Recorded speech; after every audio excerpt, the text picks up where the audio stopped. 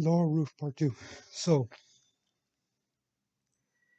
as I described in the first video, these two particular young females were actually escorted to the actual waiting uh, cells. So, the vehicle was driven in by an agent and taken to secondary. And at that point, a special agent was called down and was described what was actually happening. And he actually, at that point, he took over the actual investigation. They proceeded to find the opening of this actual lower roof. They took the cap off of the opening and proceeded to see some strings hanging down. So the actual special agent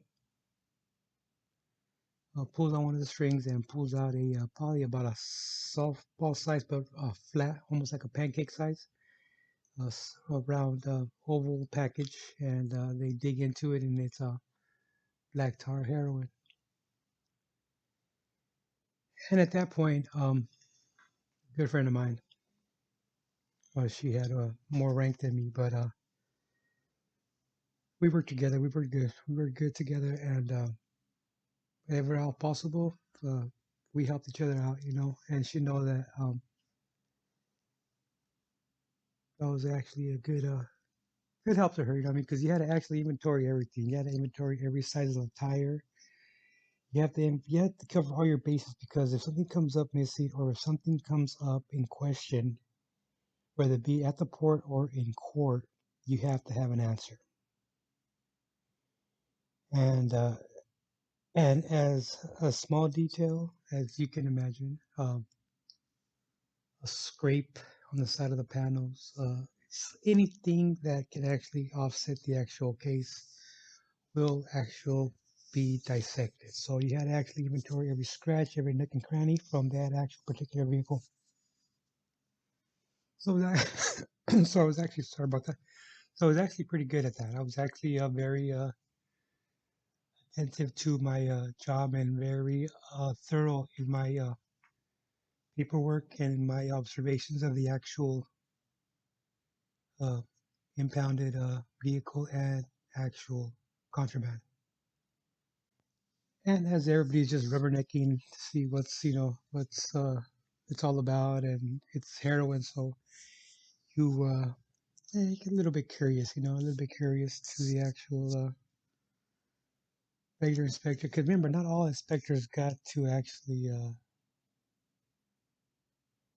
find seizures. You know what I mean? That's just the way it is. And and I never found a seizure actually coming off the vehicle line. Never did. Neither did or any kind of contraband. The thing I caught was oranges. That's how they Shadow calls me Agent, well, Miss Orange, and now it's Agent Orange. But that's the reason, because my first load was a bag of oranges. True story. So as everybody's, the curiosity, a bunch of rubberneckers and stuff like that, and when I say rubberneckers, I mean upstairs too. There used to be a pedestrian bridge that actually crossed through the entire secondary area of the port. So a pedestrian bridge actually, you could actually walk and rubberneck down, and you can actually see what was going on down there.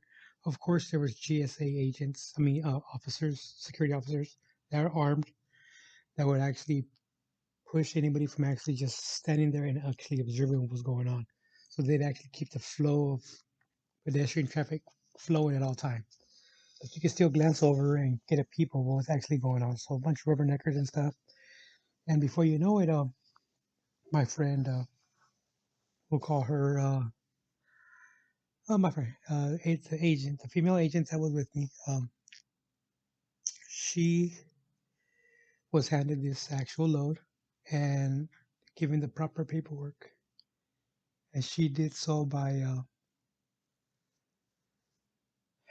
calling me over and asked if I would help. I said sure, no problem. And as she's uh, dotting her I's and crossing her T's in the paperwork, making sure everything's correct. Something's already been printed out for her, so she's just kind of checking in. And she walks over to the actual seizure room, and I go along with her.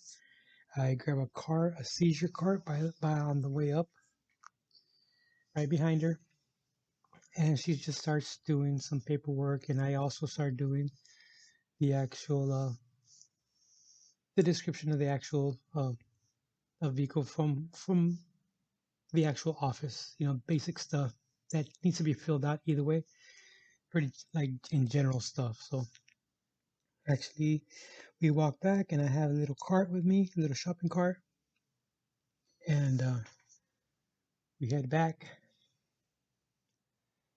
Um, and we count 17 strings.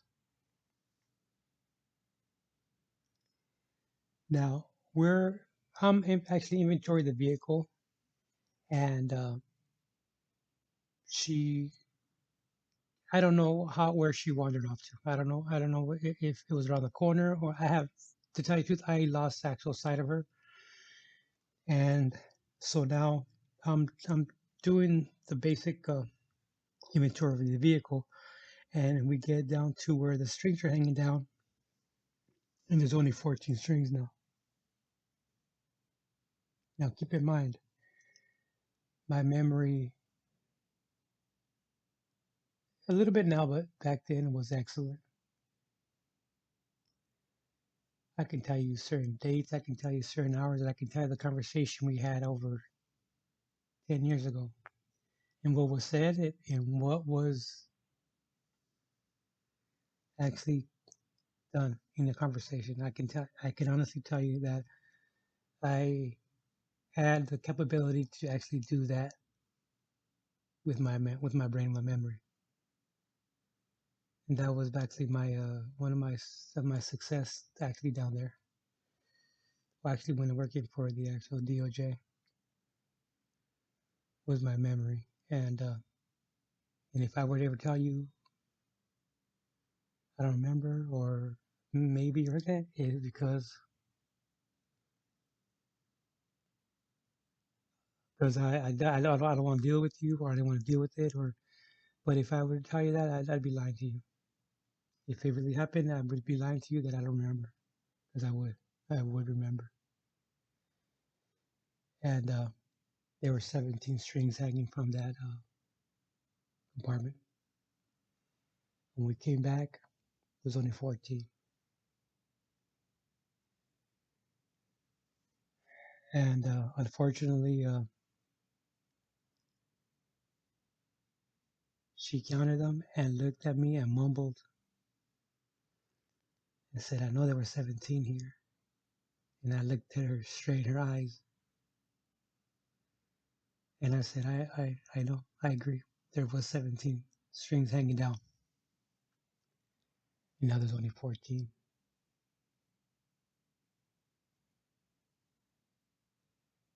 Now, I have no proof. In my opinion, it doesn't really matter here, but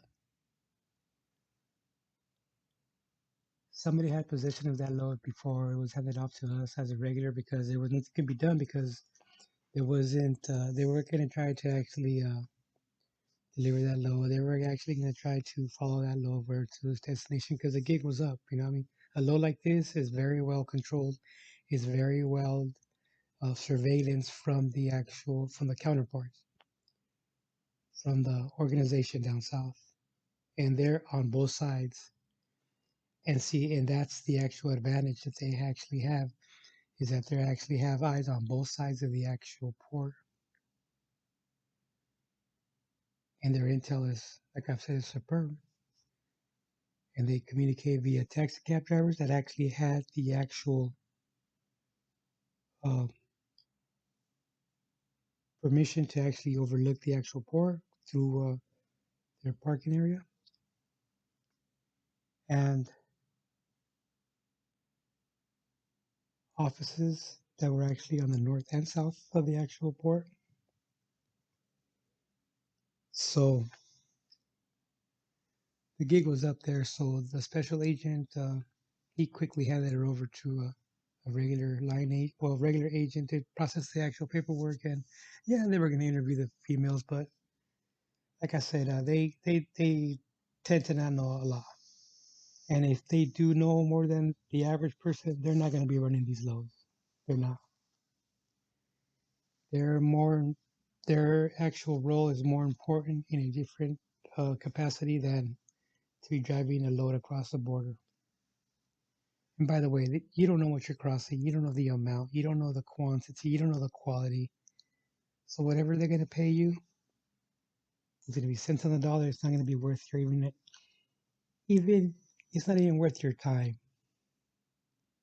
I'll straight out put it out there. It's not worth your time that you're going to be spending trying to cross the actual border. If your time for a 4 hour wait is worth $1,000, then you need to be looking at yourself in the mirror and say, what the hell's going on with you? $250 for an hour? You're way worth more than that, and your time should be way worth more than that. And that $1,000 they're gonna pay you is going to go to nothing. You're not gonna pay bills. You're not gonna go buy clothes. You can spend it on anything, and then your friends are gonna come out of the woodwork because they're gonna think you're a millionaire. They're gonna think you're a millionaire, and you're gonna think you're a millionaire. And you're gonna try to do it again, but eventually you're gonna get caught. I don't know how many times these actual females were successful in their crossing. Because once you get a good workhorse, and I say a good workhorse of a vehicle that actually crossed successfully, you don't change anything up. And these particular females, they were actually caught not by canines, not by the line officers, but by this special agent that has a special talent to sniff out contraband. And he was that good. So now me and her are looking at each other with a tough decision. Do we make the phone call to IA? Do we just start telling somebody right there and then to see if they can actually determine where the missing strings were? Either way, we were going to be blackballed.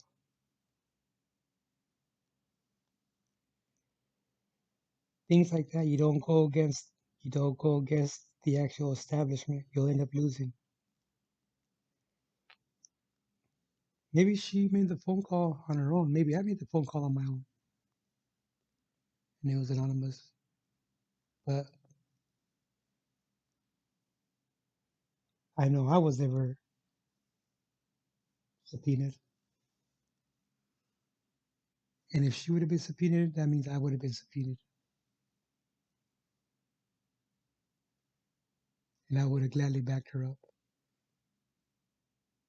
because it wasn't our fault. We were set up.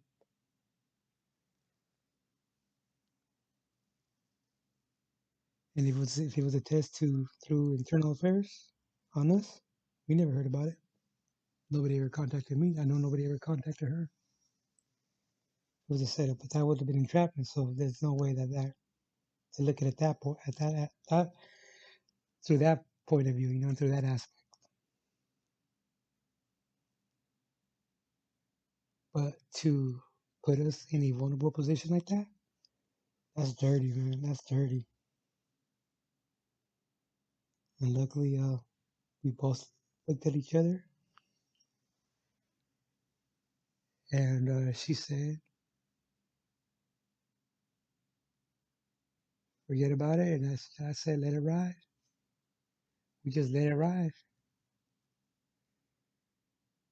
And she mumbled something, and I looked at her and I said, there was 3 strings missing, and we looked at each other's into each other's eyes, and I still remember her eyes and her hair in a ponytail. And I remember I had a hat on that day actually. I hated wearing hats, but I had a hat on that day. And I took my hat off and I looked at her, and we never spoke about it again.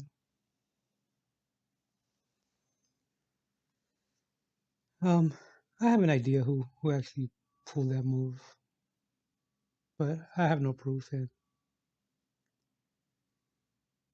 they were dirty like that. They were actually dirty like that, and there was agents out there that would try to set you up too, because they have a miserable life. For the majority of them. But as for me and her, we never spoke about it again. And matter of fact, um, I didn't. I wasn't there that long after that. Actually, matter of fact, I was actually sent back to the hills. Uh, but yeah, it could have gotten ugly. It could have got really ugly. And I know that she would have had a lot of support. She was very well liked. And at the end of the day, her name was on that actual seizure slip. Mine too, of course, but she would have been the primary one. And I always wonder what could have been. You know what I mean? And man, you know, just straight out dirty, dirty, dirty, dirty. All right, guys, don't forget to like and subscribe.